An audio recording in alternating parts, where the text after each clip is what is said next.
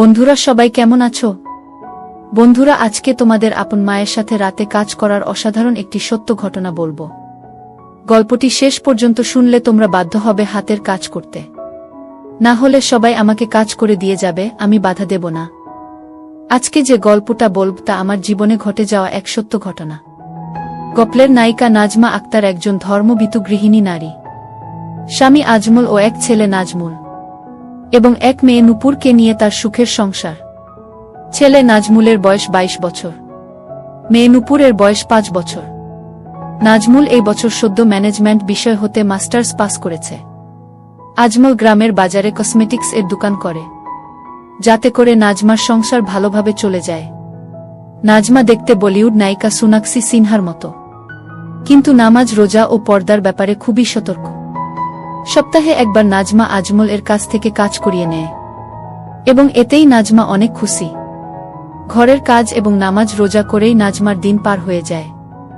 নাজমা এবং আজমল 8 বছর প্রেম করে পালিয়ে গিয়ে বিয়ে করে, যার কারণে নাজমার পরিবার থেকে এখনো ওদের সম্পর্কটা মেনে নিতে পারে নাই। আজমল এবং নাজমা বাদে নাজমুল ও নূপুর নাজমার বাপের বাড়ি যেতে পারে। নাজমার মা টুনি বেগম নাজমুলকে নিজের জীবন এর চেয়ে বেশি ভালোবাসে। নাজমুলের বর্তমানে বেকার সময় যাচ্ছে, নাই পড়ালেখা নাই কাজ। বিকালে বাবার কাছ থেকে বাজারটা আনা হলো নাজমুলের একমাত্র কাজ।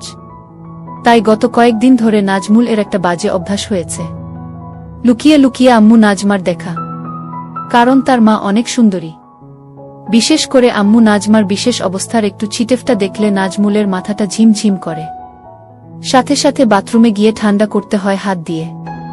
নাজমুলের কাছে মনে হয় আম্মু নাজমা দুনিয়ার সব থেকে সুন্দরী নারী। তাই সে মনে মনে শপথ করেছে আম্মু নাজমাকে সে তার রানী করে ছাড়বে। গত কয়েকদিন উনার কি হয়েছে, 1 মাস হয়ে গেল একবারের জন্যে ও হাত দিল না। এর আগে তো এরকম হয়নি উনার। রান্না করতে বসে আম্মু নাজমা স্বামী আজমল এর কথা ভাবছিল। হঠাৎ খেয়াল হলো দুপায়ের মাঝে একটু অনুভব হচ্ছে। এইটা আমার কি হচ্ছে? দিনে দিনে দেখছি আমার খিদে বেড়েই চলেছে। না না, এই রকম চলতে দেয়া যাবে না। জোহরের নামাজটা পড়তে হবে। মা নূপুর একটু এদিক আয় তো মা। নূপুর কি মা? বলো মা, তুই জালটা একটু দেখতো মা, আমি গোসলটা সেরে নেই। নামাজের সময় চলে যাচ্ছে। নাজমুল বাজার এ আসছে বাবার কাছ থেকে বাজার নিতে। বাবার দোকান এর একটু কাছে আসতে নাজমুল এর কাছে সন্দেহ লাগলো। বাবার দোকানের সামনে এই মেয়েটা কে? আর বাবা কোথায়? মেয়েটা মনে হচ্ছে সামনে একেবারে ঝুঁকে আছে। নাজমুল মনে মনে ভাবল, না, আমাকে রহস্যটা জানতে হবে। নাজমুল একটু কাছে গিয়ে অন্যদিকে তাকিয়ে বাবা ও মেয়েটার কথাগুলা শুনতে চেষ্টা করল। যা শুনতে পেল তাতে নিজের কানকে বিশ্বাস করতে পারছিল না নাজমুল। কথাগুলা এমন, আর কতদিন এভাবে লুকিয়ে লুকিয়ে হবে? আমার যতদিন না বিয়ে করে তোমার বাড়ি নিয়ে যাচ্ছি ততদিন। নেব জান, খুব শীঘ্রই বাড়ির বউয়ের কাছে তালাকের পেপারটা পৌঁছে যাবে, আর বুটা বিদায় হলেই তুমি আমার রানী। কথাগুলা শোনার পর নাজমুলের কাছে মনে হচ্ছে বাবাকে একটা না, আমার আর বাজারে থাকা চলবে না।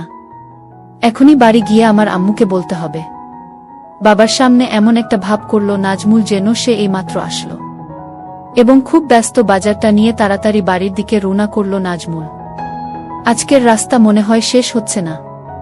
10 মিনিটের রাস্তা আসতে 1 ঘন্টা সময় লেগেছে, এমনটাই মনে হচ্ছে নাজমুলের কাছে। পুরা রাস্তাটা নাজমুল আম্মু নাজমার কথা ভাবতে ভাবতে আসছে। নিজের অজান্তাই নাজমুল অনুভব করল শরীর দিয়ে একটা অদ্ভুত সুখের স্রোত বয়ে যাচ্ছে। আম্মুর সাথে এখন থেকে যা ইচ্ছা তাই করতে পারবো, আব্বু আর কিছুই বলবে না। এইটা ভেবে নাজমুলের শরীরে থেকে থেকে ঝাঁকি মারছিল। আকাশ কুসুম ভাবতে ভাবতে নাজমুল বাড়ি এসে পৌঁছাল। বাড়ি এসে নাজমুল সরাসরি রান্নাঘরে চলে গেল। বাজারটা রেখে নূপুরকে জিজ্ঞেস করল, আম্মু কই রে খুকি? প্রশ্নটা শুনে ভেবাচাক্কা খেয়ে গেল নূপুর এবং হাঁ করে তাকিয়ে রইল ভাইয়ের মুখের দিকে। কারণ খুকি তো একমাত্র বাবা তাকে বলে। কিরে হাঁ করে রইলি কেন? শুনতে পাসনি কি বললাম? বোনকে জোর গলায় ধমক দিল নাজমুল। ও আম্মু, আম্মু তো কলতলায় গোসল করতে গেল। নূপুর ঘোর কাটিয়ে উঠে উত্তর দিল। নাজমুল আর দেরি করল না, দ্রুত পায়ে চলে গেল কলতলে। তোমাদের বুঝার সুবিধার্থে বলে রাখছি, নাজমুলদের কলতলা এর সাথেই বাথরুম, এবং বাথরুমের দরজাটা গত দিনের ঝড়ে ভেঙে গেছে। আম্মু নাজমার চিরদিনের অভ্যাস গোসল এর সময় পরিষ্কার হওয়া। নাজমা গোসলের জন্য বালতি ভরে পানি রেখে হালকা হতে বাথরুমে যায়। কোনো রকম বাথরুমের গেটে দরজাটা রেখে এইদিকে নাজমুল কলতলার গেটে আসতেই দেখল একটা জাত সাপ দাঁড়ায় আছে। নাজমুলকে দেখেই সাপটা ফুস করে একটা শব্দ করে দূর দিল এবং নাজমুল সাপের পিছু নিতেই সাপ বাথরুম এ ঢুকে পড়ল। নাজমুল বাথরুমের দরজাটা 2 হাত দিয়ে সরিয়ে আম্মু নাজমাকে দেখে স্ট্যাচু হতে গিয়ে ও হল না, কারণ তার আম্মু রূপী এই মনের মানুষটাকে এই সাপ হতে রক্ষা করতেই হবে। আম্মু আপনি একটু ও নড়বেন না। একদম বিচলিত না হয়ে আম্মু নাজমাকে আদেশ করল নাজমুল, এবং 2 হাতে বাথরুমের দরজাটা ধরে আম্মু এবং সাপের মাঝে ছুঁড়ে মারল। সাথে সাথে সাপটা পালিয়ে গেল। সাপের উপর হতে নজর সরিয়ে আম্মুর দিকে তাকাতেই নাজমুল দেখল আম্মু নাজমা টলে পড়ছে। হাই হাই, আম্মু তো দেখি জ্ঞান হারাচ্ছে। মনে মনে প্রমোদ গুনল নাজমুল আম্মু নাজমাকে কোলে করে কোলতলে নিয়ে আসে এবং আম্মুর লেগে থাকা ময়লা পানি দিয়ে পরিষ্কার করে ঘরে নিয়ে আসে। ভাইয়া আম্মুর কি হয়েছে? নূপুর দূর থেকে দেখে দৌড়ে এসে কাদা কাদা মুখে নাজমুলকে জিজ্ঞাসা করে। ও কিছু না, তুই রান্নার কাছে যা, আমি আম্মুকে দেখছি। নাজমুল বোনকে আশ্বস্ত করে রান্নার কাছে পাঠিয়ে দেয়। নাজমুল হাতে পানি নিয়ে আম্মুর মুখে পানির ঝটকা দিবে, এমন সময় মাথায় একটা শয়তানি বুদ্ধি আসে। আচ্ছা আম্মু তো এখন বেহুশ, তাহলে এই সুযোগটা আমি কাজে লাগাচ্ছি না কেন?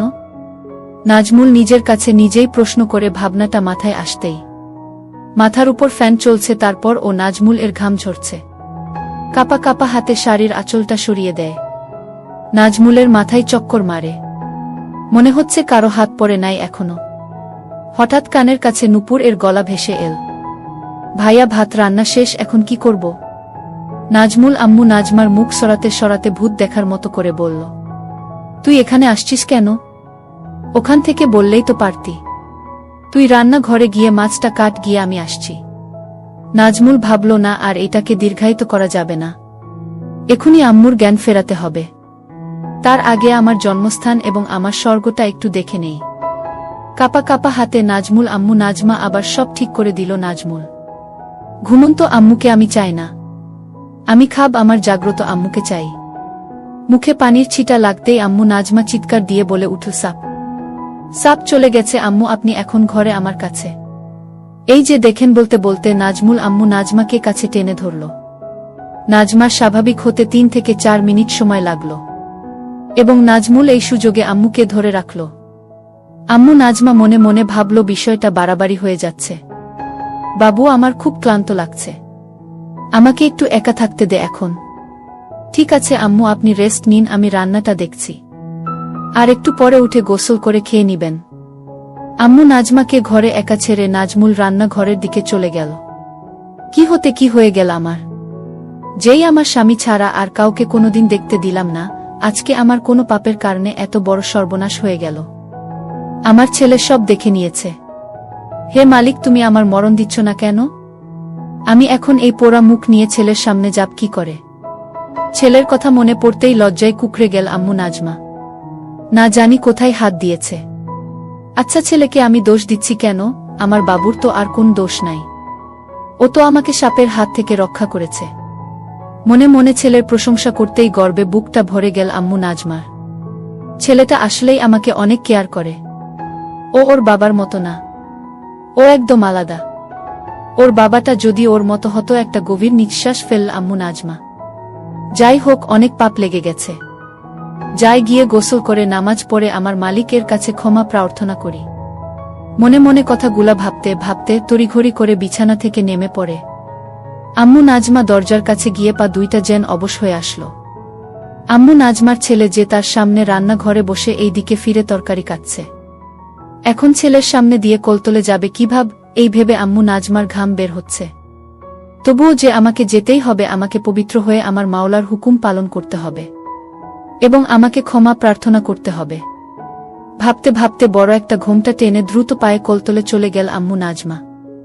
রান্নাঘরে বসে ঘোমটা দেয়া আম্মুর দ্রুত চলে যাওয়ার দৃশ্য দেখতে দেখতে নাজমুল মনে মনে হাসতে হাসতে ভাবল, আমার আম্মুর লজ্জা দিন দিন বেড়েই চলেছে।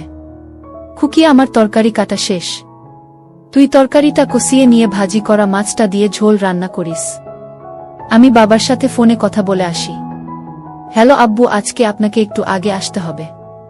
কারণ দুপুরে আম্মু একটা জাত সাপ দেখে খুব ভয় পেয়েছে তাই আম্মুকে একটু কেরামত আলী মাওলানার কাছে নিয়ে যেতে হবে। কলতলার কাছে গিয়ে ফোনে লাউড স্পিকার দিয়ে আব্বুকে কথাগুলা এক নিঃশ্বাসে বলে ফেলল নাজমুল। তোর মা মরুক, তাতে আমার কিছু আসে যায় না। তোর আম্মু তুই নিবি না কি করবি সেটা তোর ব্যাপার। আমাকে এই সব আলতু ফালতু ব্যাপার নিয়ে ডিস্টার্ব করবি না। এখন বড় হয়েছিস, সংসার মা বোনকে একটু সামলাতে শেখ। আমাকে আমার মতো ছেড়ে দে তোরা। আর হ্যাঁ, কাল থেকে তুই দোকানে বসবি। কথাগুলা খুব রাগের সুরে বলল আব্বু। আজমা কাল থেকে পারবো না, কারণ কাল আমার একটা গুরুত্বপূর্ণ কাজ আছে। তবে পরশু দিন থেকে বসবো। আর হ্যাঁ, এখন থেকে আম্মু এবং নূপুরের সব দায়িত্ব আমার। বলেই ফোনটা কেটে দিল নাজমুল। আম্মু নাজমা গোসল শেষে বাপ বেটার ফোন আলাপ মন দিয়ে শুনছিল। ফোন আলাপ শেষ হতেই বড় করে ঘোমটাটা টেনে দিয়ে দ্রুত পায়ে ঘরের দিকে যাচ্ছিল আম্মু নাজমা। আম্মু নাজমা ভারী হওয়ায় আম্মু নাজমার দ্রুত হাঁটার তালে তালে দুলছিল, যেটা দেখে নাজমুলের মাঝে দামামা বাজতে লাগল। আম্মু একটু দাঁড়ান তো ওখানে। কাছে গিয়ে সামনে দাঁড়িয়ে আম্মু নাজমার দুই বাহুতে হাত রাখল নাজমুল। আম্মু, আমি জানি আপনি বাবার কথাগুলা সব শুনেছেন। বলেই মাটির দিকে তাকিয়ে থাকা ঘোমটা দেওয়া আম্মু নাজমার ধরে একটু উপরে তুলে কপালে চকাস করে একটা হামি দিল নাজমুল। বাবা আর আমাদের আগের মতো ভালোবাসে না আম্মু। বাবা এখন শুধু আমাদের দূরে সরিয়ে দিতে চাই আম্মু। কিন্তু আপনি একটু ও মন খারাপ করবেন না, আমি আছি না। আমি আপনার সব কষ্ট দূর করে দেব আম্মু। এখন থেকে আপনার এবং নূপুরের সব দায়িত্ব আমার। কথাগুলা আবেগী সুরে বলেই আম্মু নাজমাকে কাছে টেনে নিল নাজমুল। কত সময় এভাবে দাঁড়িয়েছিল মা ছেলে। আম্মু নাজমা বা নাজমুল কেউই বলতে পারবে না। ভাইয়া সব কিছু রান্না শেষ। হঠাৎ নূপুর এর কোথায় সম্বিত ফিরে পেল আম্মু নাজমা এবং নাজমুল। এক প্রকার অনিচ্ছা শর্তে আম্মু নাজমা ছেলের বাহুডোর থেকে ছাড়া পায়। হিতাহিত জ্ঞান প্রায় ভুলতে বসেছিল আম্মু নাজমা। সম্বিত ফিরে পেতেই এক রাস আম্মু নাজমাকে ঘিরে ধরল। ছি, আমার ছেলে আমাকে এভাবে ধরে। ছি, আমি আর ভাবতে পারছি না। এক প্রকার দৌড়ে ঘরে গিয়ে নামাজ দাঁড়িয়ে পড়ল আম্মু নাজমা। আম্মু, মাগরিবের নামাজের পরে রেডি থাকেন। আপনাকে নিয়ে একটু কেরামত আলী মাওলানার কাছে যাব। আম্মু নাজমার দৌড়ে পালানোর দৃশ্য দেখতে দেখতে মুচকি হেসে বলল নাজমুল। ভাইয়া খেতে আস, আম্মু ডাকে। আসছি। নাজমুল এর ঘর থেকে উত্তর দেই নাজমুল। আম্মু, তাড়াতাড়ি খেয়ে ঘুমিয়ে পড়ো, আমি আর তোমার ভাইয়া একটু হুজুরের কাছে যাব। খেতে খেতে মেয়ে নূপুরকে তাগাদা দেই আম্মু নাজমা। বাড়ির বাইরে কোথাও যেতে চায় না আম্মু নাজমা। কিন্তু কেরামত আলী মাওলানার কাছে যেতে কখনো না করে না। নাজমুলদের বাড়িতে সবাই মাটিতে বসে খায়। আম্মু নাজমা এবং নাজমুল মুখোমুখি বসে খাচ্ছে। ঝুঁকে মাটিতে বসে খাওয়ার জন্য আঁচলটা একটু গেছে। আম্মু কি বোরখা পরে যাবেন? ইঙ্গিতটা আম্মু নাজমা বুঝতে পারে। তাড়াতাড়ি আঁচল ঠিক করতে করতে, না বাবা, বোরখা পাপ কোথায়? তোর বাপ কি আর বোরখা কিনে দিয়েছে আমাকে? আগের বোরখাটা ছিঁড়ে যেতেই কতবার বললাম একটা বোরখা কিনে দাও। দিল না কিনে, তার নাকি টাকাই থাকে না। অনুযোগের সুরে বলল আম্মু নাজমা, গু আমি কিনে দেব। আজকে শাড়ি পরেই চলেন। আম্মু নাজমার অপাদ মস্তক দেখতে দেখতে বলল নাজমুল। খাওয়া দাওয়ার পাট চুকিয়ে নিয়ে নাজমুল তার নিজের ঘরে এসে রেডি হয়ে নিল। আম্মু নাজমা মেয়ে নূপুরকে ঘুম পাড়িয়ে রেখে আয়নার সামনে দাঁড়িয়ে চোখে একটু কাজল দিয়ে নিল, আর একটু আতর মেখে নিল। এই আতর আর কাজল ছাড়া কোনো প্রসাধনী ব্যবহার করে না আম্মু নাজমা। আম্মু নাজমা দরজার শিকল টেনে তালাটা লাগিয়ে ঘুরতেই দেখল নাজমুল ভ্যাবলার মতো হা করে তাকিয়ে রয়েছে। একেবারে অপ্সরীর মতো লাগছে আম্মু নাজমাকে। নিজের নিয়ন্ত্রণ হারিয়ে ফেলেছে নাজমুল। মনে মনে ভাবল, আজ যেভাবেই হোক আম্মুকে কাজ করে দিতে হবে।